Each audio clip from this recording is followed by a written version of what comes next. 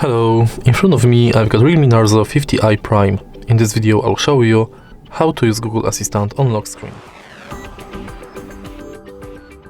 In the beginning, let's go to Google app, tap button in the top right corner and go to settings. Enter Google Assistant, go to voice match, enable OK Google, tap next, agree and continue. Now let's try it out. OK Google.